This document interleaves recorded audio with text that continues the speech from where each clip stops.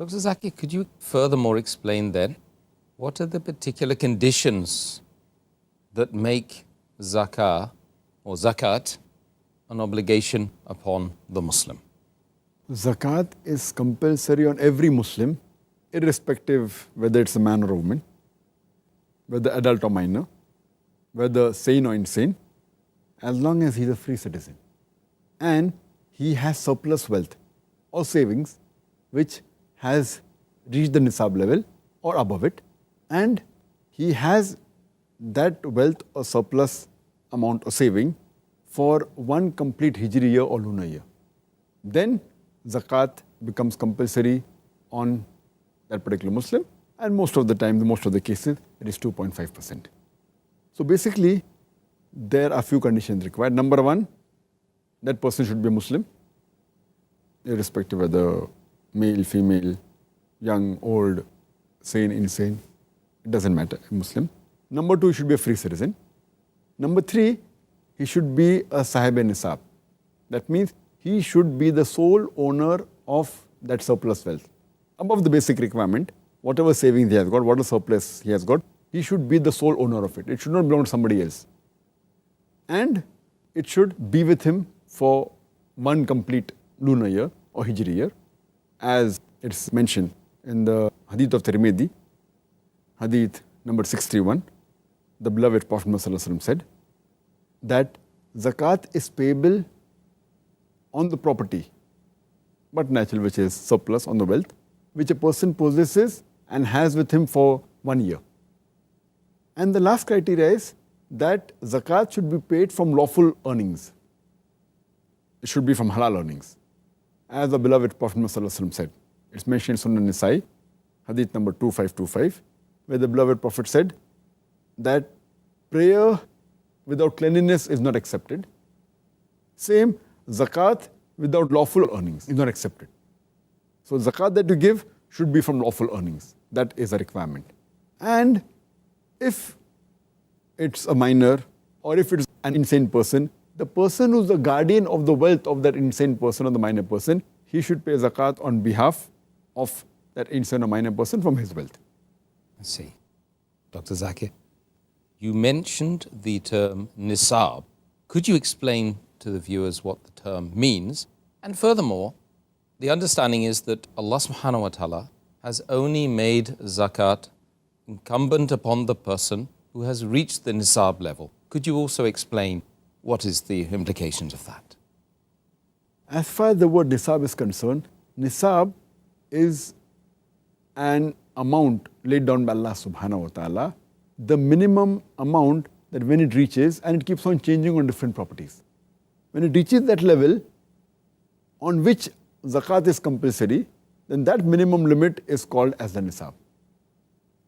And Allah subhanahu wa ta'ala has made it compulsory that zakat should be given only when a person reaches nisab, is for many reasons. Number one, those people who are poor, they will not be unnecessarily taxed with it, with the zakat. And furthermore, those who are rich will surely have to pay the zakat from their surplus wealth.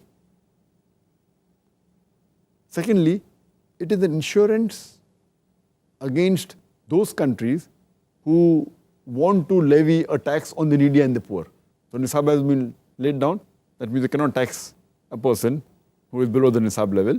So it is insurance against those countries who want to levy a tax on the needy and the poor. Furthermore, a person who wants to know whether he should pay zakat or not. So if he knows his surplus wealth, his excess wealth has reached the nisab level, he knows that he has to pay. As far as the person who is rich, for him, if he is wealthy, so all the excess wealth but natural is liable for zakat. Nisab has got two requirements. Number one, that it should be above the basic requirements known as fadl, above the requirement of human being. So it is besides the clothing, shelter, lodging, boarding, all the basic requirements of human being. If he has surplus wealth or saving, then if it reaches nisab level, then that is counted for zakat. And what is the basic requirement depends upon the Islamic Sharia. Because if we see today, many of the modern countries, for their basic requirement may be luxury, for them basic requirement may be a very big car or a big mansion, maybe excessive food, maybe alcohol, whatever it is. So it should be according to the Islamic guidelines.